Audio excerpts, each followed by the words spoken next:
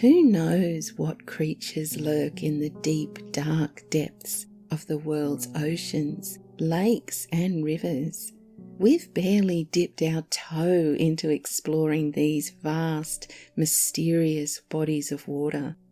Consider the bizarre, inexplicable creatures which time to time wash up on shorelines all over the world.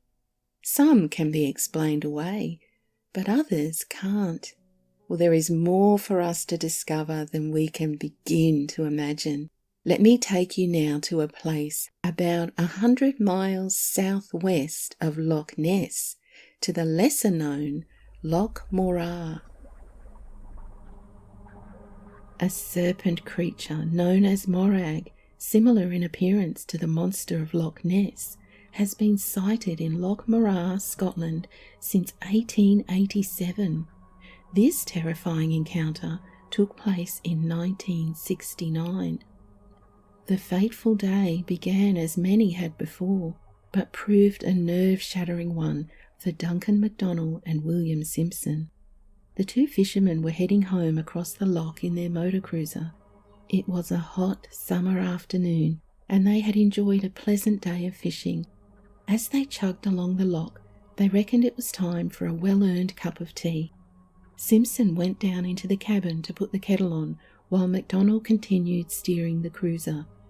MacDonald himself described what happened next. I heard a splashing or disturbance in the water astern of us.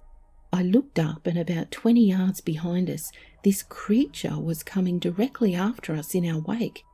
It only took a matter of seconds to catch up on us. It grazed the side of the boat. I'm quite certain this was unintentional. When it struck the boat, it seemed to come to a halt, or at least slow down. I grabbed the oar and was attempting to fend it off, my one fear being that if it got under the boat, it might capsize it. Simpson felt the impact and saw the tea kettle slide and fall, spilling water over the burner and drowning the flames. He turned off the gas and bounced onto the deck, where he saw MacDonald frantically shoving at the creature with his oar. The two men struggled to keep the huge monster from overturning the boat, which it now appeared had become its goal.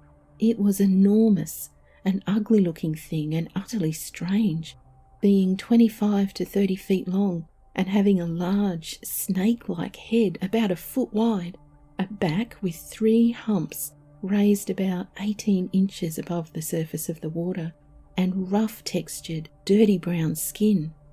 The oar snapped in the struggle, so one of the men grabbed a rifle, swiftly loaded it, and fired once. The creature slowly sank into the depths of the loch. Simpson and MacDonald went home with all possible speed, horrified by the violent attack and wholly sickened by the beast's appearance. The last word on this dark encounter goes to MacDonald. I don't ever want to see it again. I was terrified. This is only one of many sightings of a large, almost dinosaur-like in appearance, creature to be encountered in Loch Morar. If you enjoy true tales of strange encounters, please consider becoming a member of my YouTube channel. Just click on the join button below for more info on how to join and the exclusive treats I have for members. Now, I have an amazing story for you of a terrifying encounter which took place in the Atlantic Ocean. Ever wondered what paratroopers do for fun when they're off duty? In the summer of 1966, Captain Ridgway and Sergeant Blythe were on leave from the British Army and decided to challenge their physical and mental limits by spending 92 days rowing 3,500 miles across the Atlantic, from Cape Cod to Ireland, in a self-imposed survival test. Both men were at peak physical fitness and, courtesy of the Army, possessed of the discipline required for such a challenge. With full confidence in their physical strength and mental preparedness, the the sailors kitted out their 20-foot open boat with provisions and all safety equipment which might be required for the journey. They set out on the 4th of June, assured they were ready for any challenge. They weren't. On the 25th of July, roughly halfway through their voyage, the men had already, though barely, survived Hurricane Alma, as well as fierce Atlantic storms, massive waves, whales bigger than their boat, not to mention fatigue and hunger, their food being rationed due to water damage during the hurricane. But as dawn broke on this day, they were faced with a challenge no amount of forethought could prepare them for. It was Blythe's turn to sleep, and Ridgway, lost in his thoughts, drowsily pulled at the oars when the stillness of first light was broken with a jolt. Ridgway himself described what happened next. I was shocked to full wakefulness by a swishing noise to starboard. I looked out into the water and suddenly saw the writhing, twisting shape of a great creature. It was outlined by the phosphorescence in the sea, as if a string of neon lights were hanging from it. It was an enormous size, some 35 or more feet long, and it came towards me quite fast.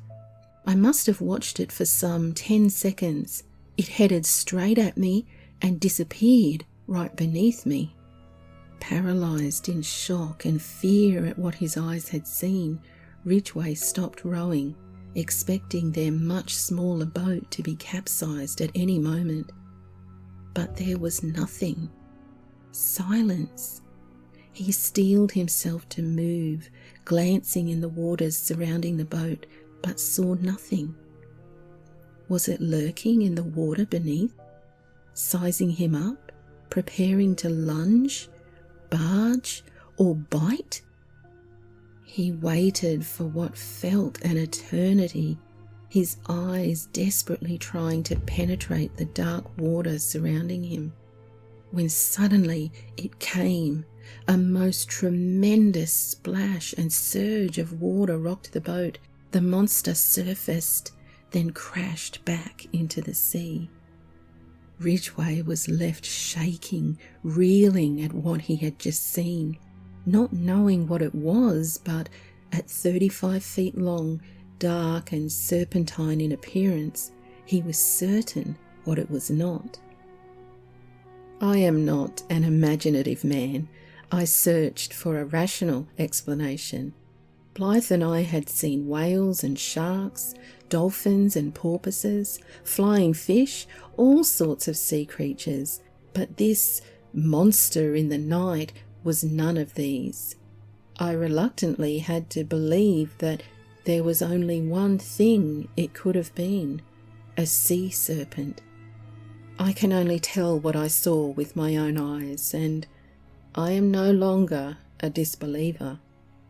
Though the men kept a keen eye out for it, particularly at daybreak, the sea serpent of the Atlantic did not appear before these sailors again. I wonder what you would do if you encountered such a creature in the middle of the Atlantic. I know I'd have to change me pants. You've got to give those fellets credit though, don't you, for keeping their heads. Well, if you liked this video, check out the video on screen now. Until next time, keep your eyes and ears open. Cheerio!